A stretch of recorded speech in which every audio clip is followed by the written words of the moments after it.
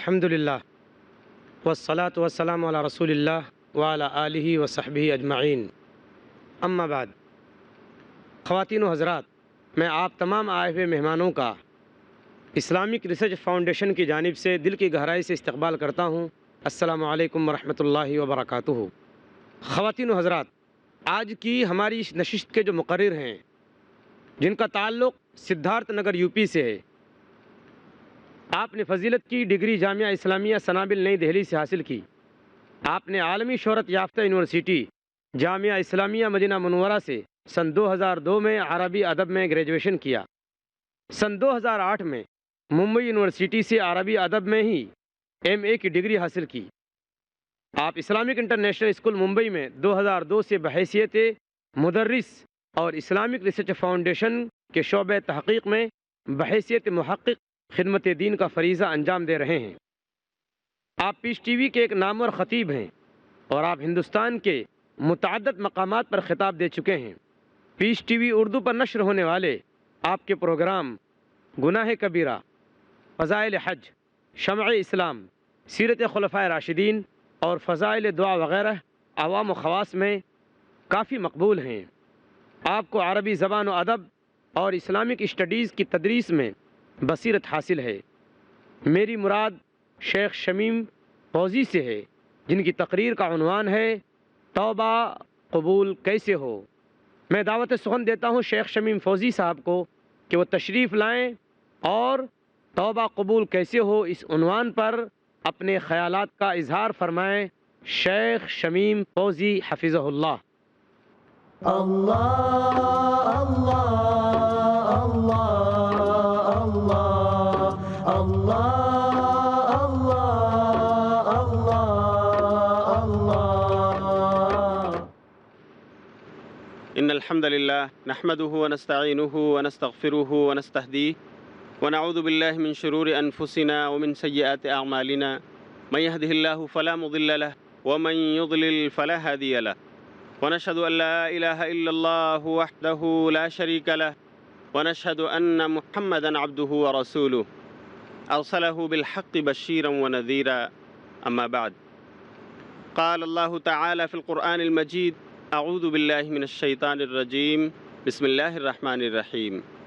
یا ایہا الذین آمنوا توبوا الی اللہ توبۃ نصوحا عسى ربكم ان يكفر عنكم سیئاتکم، سبحانک لا علم لنا الا ما علمتنا انک انت العلیم الحکیم،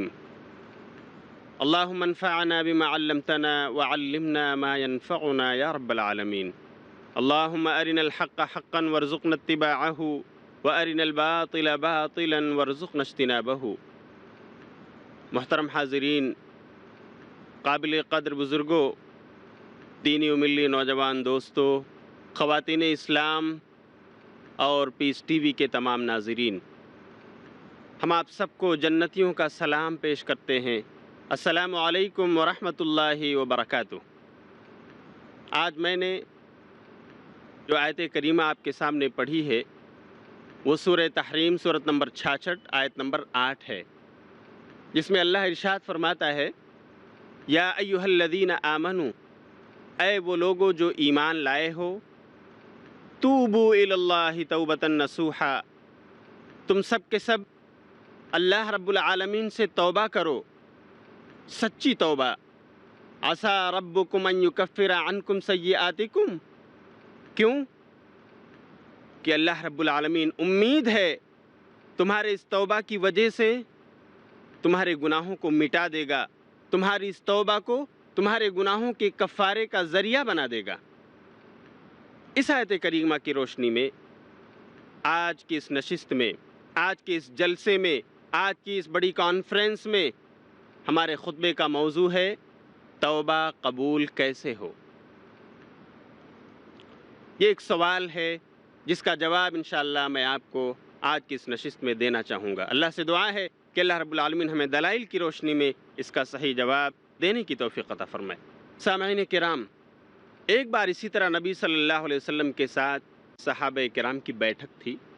صحابہ کرام نبی صلی اللہ علیہ وسلم کے سامنے تشریف فرما تھے۔ آپ نے ان سے ایک سوال کیا اتدرون ما المفلس، اے صحابہ جانتے ہو مفلس، نادار، بدحال کون ہے؟ یہ واقعہ صحیح مسلم کتاب البر والصلہ باب و تحریم الظلم، اس میں امام مسلم نے نقل کیا ہے، یعنی یہ صحیح واقعہ ہے۔ اللہ کے رسول جب پوچھتے ہیں اتدرون ما المفلس، بتاؤ مفلس کون ہے،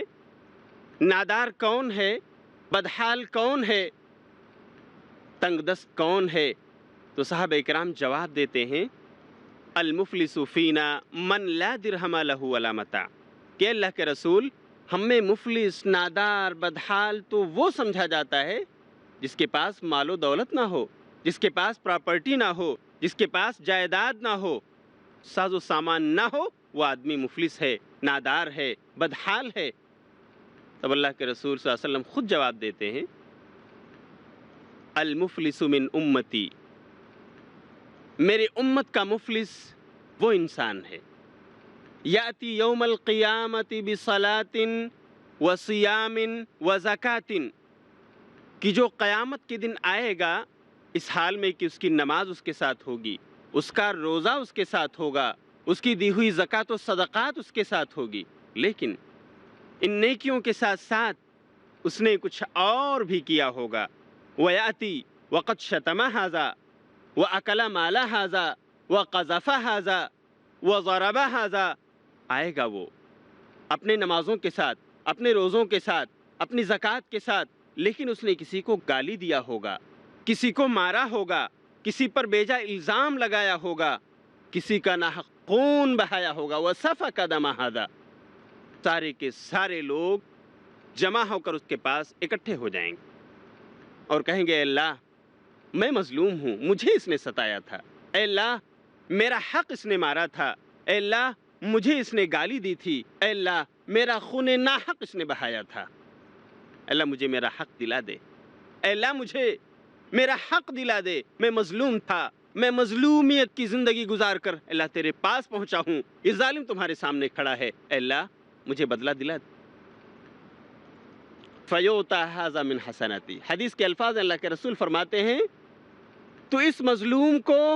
اس انسان کی کچھ نیکیاں دے دی جائیں گی، وَيُعْطَى هَذَا مِنْ حَسَنَاتِهِ، اور اس دوسرے کو بھی اس کی نیکیاں دے دی جائیں گی، بانٹ دی جائیں گی، جتنے مظلومین کھڑے ہوں گے ان مظلوموں کو اس انسان کی جو نماز پڑھتا تھا، روزے رکھتا تھا، زکوٰۃ دیا کرتا تھا، بھلائیاں کرتا تھا، لیکن اسی کے ساتھ ساتھ لوگوں پر ظلم و زیادتی کرتا تھا، تو اس کی نیکیاں بانٹ دی جائیں گی ان مظلوموں۔ حالت یہ ہو جائے گی کہ مظلوم باقی رہ جائیں گے اور اس کی نیکیاں ختم ہو جائیں گی، ختم ہو جائیں گی اس کی نیکی۔ وہ تمام مظلومین جو بچے ہیں وہ پھر اللہ رب العالمین سے کہیں گے اللہ ہمارا بھی حق ملنا چاہیے، اللہ مجھے بھی ہمارا حق دلا دے، اس نے مجھ پر الزام لگایا تھا، میرے اوپر تہمت درازی کی تھی، اللہ بیجا اس نے مجھے ستایا تھا، میرا مال ہڑپ کر لیا تھا۔ حدیث کے الفاظ ہیں فَإِن فَنِيَتْ حَسَنَاتُهُ، جب اس کی بھلائیاں ختم ہو جائیں گی، فَطُرِحَ عَلَيْهِ خَطَايَاهُمْ، جو دوسرے مظلومین کھڑے ہوں گے ان کی غلطیاں، ان کی خطائیں اس آدمی پر لاد دی جائیں گی، ثُمَّ طُرِحَ فِي النَّارِ، اور پھر اس کو جہنم میں پھینک دیا جائے گا۔ سامعین، یہ کون انسان ہے؟ یہ کون ہے جس کو جہنم میں ڈالا جا رہا ہے؟ یہ وہی ہے جس نے نمازیں ادا کی تھیں، جس نے روزے ادا کیے تھے، جس نے زکوٰۃ دی تھی، جس نے صدقات و خیرات کیا تھا، لیکن اس کے ساتھ ساتھ اس نے ظلم و زیادتی کی تھی، لوگوں کا حق مارا تھا، لوگوں کو گالیاں دی تھیں، لوگوں پر الزام لگایا تھا، لوگوں کا خون ناحق بہایا تھا، یہ تمام کے تمام لوگ اس کی بھلائیاں لے لیں گے اور اس کو جہنم میں ڈال دیا جائے گا۔ اس سے پتہ چلتا ہے کہ صرف نیکیاں کر لینا ہی کافی نہیں ہے، برائیوں سے بچنا بھی ضروری ہے، جس کو قرآن کریم دوسرے لفظوں میں کہتا ہے یا ایھا الذین آمنوا ادخلوا فی السلم کافہ، اے مسلمانوں، اے ایمان لانے والو، تم اسلام میں پورے داخل ہو جاؤ،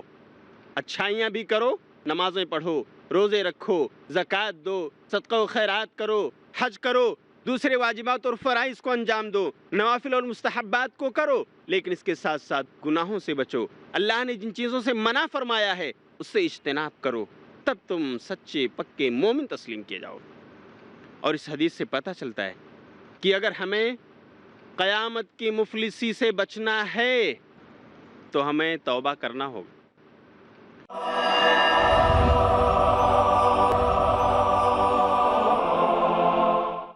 صرف نیکیاں کر لینا ہی کافی نہیں ہے، برائیوں سے بچنا بھی ضروری ہے، جس کو قرآن کریم دوسرے لفظوں میں کہتا ہے یا ایھا الذین آمنوا ادخلوا فی السلم کافہ، اے مسلمانوں، اے ایمان لانے والو، تم اسلام میں پورے داخل ہو جاؤ، اچھائیاں بھی کرو، نمازیں پڑھو، روزے رکھو، زکوٰۃ دو، صدقہ و خیرات کرو، حج کرو، دوسرے واجبات اور فرائض کو انجام دو، نوافل اور مستحبات کو کرو، لیکن اس کے ساتھ ساتھ گناہوں سے بچو، اللہ نے جن چیزوں سے منع فرمایا ہے اس سے اجتناب کرو، تب تم سچے پکے مومن تسلیم کیے جاؤ۔ اور اس حدیث سے پتہ چلتا ہے کہ اگر ہمیں قیامت کی مفلسی سے بچنا ہے تو ہمیں توبہ کرنا ہوگا۔ یہ حدیث صاف طور پر ہم سے کہہ رہی ہے کہ لوگوں، قیامت کا یہ سب سے بڑا مفلس اور نادار انسان ہوگا، اور اگر تم بھی انسان ہونے کے ناطے ایسی غلطیاں کر رہے ہو، ایسی خطائیں سرزد ہو رہی ہیں، اور تمہیں قیامت کی مفلسی سے بچنا ہے تو توبہ کرنی ہو، سیکھنا ہوگا توبہ کا طریقہ کیا ہے، جاننا ہوگا کہ ہماری توبہ قبول کیسے ہو، تاکہ ہم اللہ رب العالمین سے یہاں معافی مانگ لیں اور کل قیامت کی رسوائی سے بچ سکیں۔ لیکن سب سے اہم سوال یہ ہے کہ توبہ کا صحیح مفہوم کیا ہے؟ توبہ یہ عربی زبان کا ایک مصدری کلمہ ہے، کہا جاتا ہے تابا یتوب توبتاً، جس کے معنی ہیں رجع، یعنی لوٹنا، واپس ہونا۔ یہ عربی ڈکشنری میں، عربی لغت میں آپ اس کی میننگ پائیں گے۔ لیکن شریعت کی اصطلاح میں، اسلام کی نظر میں توبہ کسے کہتے ہیں؟ جب یہ سوال ہو تو اس کا جواب یہ ہے، جیسا کہ علامہ راغب اصفہانی نے اپنی کتاب مفردات و الفاظ القرآن الکریم میں، امام غزالی نے اپنی کتاب احیاء علوم الدین میں، اور علامہ جرجانی نے اپنی کتاب التعریفات میں نقل کیا ہے، توبہ کی شرعی تعریف کو۔ ان سب کے الفاظ اور تعبیرات تو مختلف ہیں، لیکن سب کا خلاصہ ایک، توبہ یہ ہے اگر کسی انسان نے اللہ رب العالمین سے اپنا رخ ہٹا کر کسی اور طرف کر لیا تھا، اس نے اللہ رب العالمین کی اطاعت و فرما برداری کے بجائے اپنے نفس اور ماحول کی اطاعت و فرما برداری کو اپنے اوپر لازم کر لیا تھا، تو اب اسے چاہیے کہ وہ اللہ کے اطاعت و فرما برداری کی طرف پلٹے، وہ معصیت کے کاموں کو چھوڑ دے۔ گویا توبہ کا مفہوم یہ ہے کہ انسان گناہ کے کاموں کو چھوڑ کر اللہ کے اطاعت و تابعداری کے کاموں کی طرف پلٹ آئے، اسی کا نام توبہ ہے۔ توبہ کی ضرورت ہم انسانوں کو کیوں ہے؟ ہم انسانوں کو توبہ کی ضرورت کیوں ہے؟ کیونکہ حدیث رسول کے مطابق انبیاء اور رسولوں کے علاوہ دنیا میں پیدا ہونے والے تمام انسان، چاہے وہ مرد ہوں یا عورت، سب کے سب خطاوار، سب کے سب قصوروار، سب کے سب غلط کار ہیں۔ کسی سے تھوڑی غلطیاں ہو رہی ہیں، کسی سے زیادہ، کسی سے چھوٹے گناہ سرزد ہو رہے ہیں، کسی سے بڑے، اور کسی سے چھوٹے اور بڑے دونوں قسم کے گناہ سرزد ہو رہے ہیں۔ انبیاء اور رسولوں کی صرف وہ ذات ہے جو معصوم ہے۔ اللہ رب العالمین نے جن کو بخش دیا ہے، جن کی تمام خطائیں معاف ہیں، ان کے علاوہ تمام انسان قصوروار ہیں۔ اس لیے تمام انسانوں کو توبہ کی ضرورت۔ اللہ کے رسول صلی اللہ علیہ وسلم کی حدیث ہے، سنن ابن ماجہ کتاب الزہد باب ذکر التوبہ، حضرت انس رضی اللہ تعالیٰ عنہ روایت کے راوی ہو کہتے ہیں کہ نبی صلی اللہ علیہ وسلم نے بیان فرمایا، کل بنی آدم خطاء وخیر الخطائین التوابون، کہ تمام آدم کی اولاد، چاہے وہ مرد ہوں یا عورت، سب کے سب خطاوار، وخیر الخطائین التوابون، اور سب سے بہتر خطا کرنے والے، سب سے بہترین قصوروار۔ آپ حدیث کے الفاظ پر غور کیجئے سامعین، حدیث کہتی ہے بہترین خطا کار وہ لوگ ہیں التوابون، جو سب سے زیادہ اللہ کی طرف پلٹنے والے، جو سب سے زیادہ توبہ کرنے والے ہیں۔ جب بھی ان سے خطائیں سرزد ہو گئیں، انسان ہونے کے ناطے غلطی ہو گئی، تو بس وہ اللہ کی طرف پلٹ آئے، اللہ کے دربار میں حاضر ہوئے، اللہ سے معافی کی، تلافی کی، روئے، گڑ گڑائے، نمازیں ادا کیں، اور اس طرح انہوں نے اپنے گناہوں کی معافی کرائی۔ سب سے بہترین خطاوار ایسے لوگ ہیں جو توبہ کرنے والے ہیں، توابون ہیں، بار بار اللہ سے معافی مانگنے والے ہیں۔ اس سے پتہ چلتا ہے کہ اگر ہم سے بتقاضائے بشریت، انسان ہونے کے ناطے ہم لوگوں سے خطائیں ہو جائیں، غلطیاں ہو جائیں، قصور سرزد ہو جائے، تو ہمیں مایوس ہونے کی ضرورت نہیں، ہمیں خودکشی کرنے کی ضرورت نہیں، ہمیں پھانسی کے پھندے پر لٹکنے کی ضرورت نہیں۔ ہمیں اگر ضرورت ہے تو اس بات کی کہ ہم اللہ کی طرف رجوع ہوں، ہم اللہ سے روئیں اور گڑ گڑائیں، اس سے معافی اور تلافی کرا لیں، مایوس نہ ہو۔ اللہ رب العالمین نے مایوسی کو جرم قرار دیا ہے اور مایوس ہونے سے منع فرمایا ہے۔ آئیے میں آپ کو ایک آیت شریفہ سناؤں۔ سورہ زمر سورۃ نمبر 39 آیت نمبر 53 میں اللہ ارشاد فرماتا ہے، نبی آخر الزماں حضرت محمد مصطفیٰ صلی اللہ علیہ وسلم کو خطاب کر، قل یا عبادی الذین اسرفوا علی انفسہم لا تقنطوا من رحمت اللہ، اے نبی جاؤ میرے بندوں کو میرا پیغام پہنچا دو، اے نبی جاؤ میرے بندیوں کو میرا پیغام پہنچا دو۔ یا عبادی الذین اسرفوا، کہ اے میرے وہ بندو جنہوں نے اپنے آپ پر ظلم کیا ہے، اللہ کی حکم کی ہوئی باتوں کی نافرمانی کر کے، اللہ نے جن باتوں سے منع کیا تھا، جن کاموں سے روکا تھا، اسے انجام دے کر جن لوگوں نے اپنے نفسوں پر ظلم کر لیا ہے، لا تقنطوا، مایوس مت ہو من رحمت اللہ، اللہ کی رحمت سے۔ اللہ کی رحمت سب کو محیط ہے، اللہ کی رحمت سب پر بھاری ہے، لا تقنطوا من رحمت اللہ، ان اللہ یغفر الذنوب جمیعا،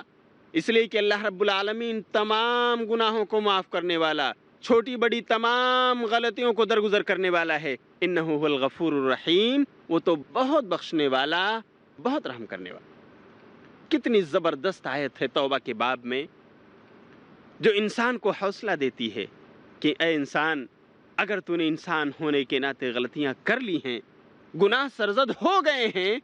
تو پھر تمہیں مایوس ہونے کی ضرورت نہیں ہے، تمہیں خودکشی کرنے کی ضرورت نہیں ہے، صرف ضرورت یہ ہے کہ تم اللہ کی طرف رجوع ہو جاؤ، توبہ کر لو، اللہ معاف کرنے کے لیے تیار ہے۔ بہت زبردست آیت ہے یہ توبہ کے باب۔ بلکہ اگر آپ احادیث کو پڑھیں گے تو پتہ چلتا ہے کہ اللہ رب العالمین بندے کی توبہ سے خوش ہوتا ہے، جی، بندے کی توبہ سے اس قدر خوش ہوتا ہے۔ نبی صلی اللہ علیہ وسلم کی ایک حدیث ہے جو صحیح مسلم کتاب التوبہ باب فی الحض علی التوبہ، توبہ پر ابھارنے کا باب امام مسلم نے باندھا ہے۔ اس میں یہ حدیث مذکور ہے، اللہ کے رسول صلی اللہ علیہ وسلم نے ایک بار صحابہ کرام کو بتایا کہ اللہ کسی بندے کی توبہ پر کس قدر خوش ہوتا ہے۔ آپ نے ایک مثال بیان فرمائی اور آپ نے کہا للہ اشد فرحا بتوبۃ عبدہ، اللہ رب العالمین اپنے بندے کی توبہ پر بہت خوش ہوتا ہے۔ پھر آپ نے ایک مثال بیان فرمائی، کتنا خوش ہوتا ہے، تاکہ انسان اندازہ کر سکے، لوگوں کو اندازہ ہو سکے اللہ کی خوشی کیسی ہے۔ آپ نے کہا اللہ اس انسان سے بھی زیادہ خوش ہوتا ہے توبہ سے جو انسان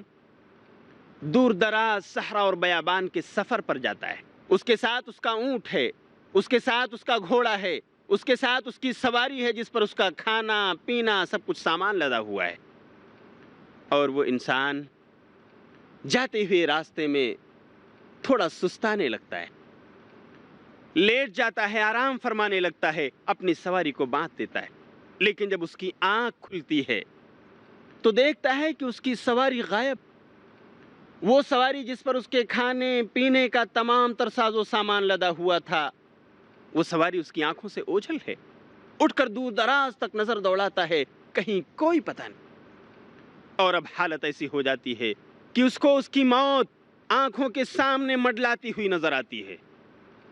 مایوس ہو کر وہ واپس آتا ہے، اپنی جگہ پر پھر سے لیٹ جاتا ہے کہ ابھی سوتا ہوں یہاں تک کہ مجھے موت آ جائے۔ کیوں؟ اس لیے کہ اتنا بڑا بیابان، اتنا بڑا صحرا، اتنا بڑا ڈیزرٹ، میری سواری غائب، میرے کھانے پینے کا سامان غائب، اب کون ہے جو مجھے وہاں تک پہنچا سکے گا؟ دور دور تک آبادیوں کا نام و نشان تک نہیں، دور دور تک پانی کا پتہ لتا نہیں، کہاں ہے میرا زاد و توشہ؟ کہاں سے میں پہنچ سکوں گا اور یہ سفر طے کر سکوں گا؟ مایوس ہو کر کے لیٹتا ہے کہ مجھے اب موت آنی ہے، موت تو میرے سامنے مڈلا رہے۔ تھوڑی دیر آرام فرمانے کے بعد اچانک اس کی آنکھ کھلتی ہے، وہ کیا دیکھتا ہے کہ میری سواری بس میرے قریب آ کر کھڑی ہے. وہ سواری جو کچھ لمحے پہلے غائب ہو چکی تھی، جس نے کھانے پینے کا تمام سامان لے کر کے جو غائب ہو چکی تھی، وہ سواری اب سامنے موجود. وہ انسان اٹھتا ہے، خوشی کے عالم میں یہ جملے ادا کرتا ہے جو از روئے شریعت غلط ہیں، لیکن اس کے خوشی کا عالم دیکھے وہ بندہ کتنا خوش ہوتا ہے اپنی سواری کو پا کر. وہ کہتا ہے اللہم انت عبدی وانا ربک، اے اللہ تو میرا بندہ میں تیرا رب. اسے کہنا تھا، وہ کہنا چاہتا تھا اللہم انت ربی وانا عبدک، کہ اللہ تو میرا پروردگار ہے، تو میرا رب ہے، تو میرا پالنہار ہے، تو میرا کارساز ہے، وانا عبدک، اور میں تیرا بندہ ہوں.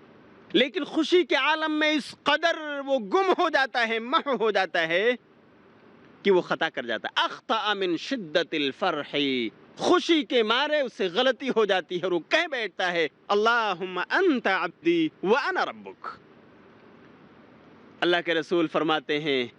لوگو سنو، جب کوئی بندہ توبہ کرتا ہے تو اللہ رب العالمین اس بندے کی توبہ پر اس انسان سے بھی زیادہ خوش ہوتا ہے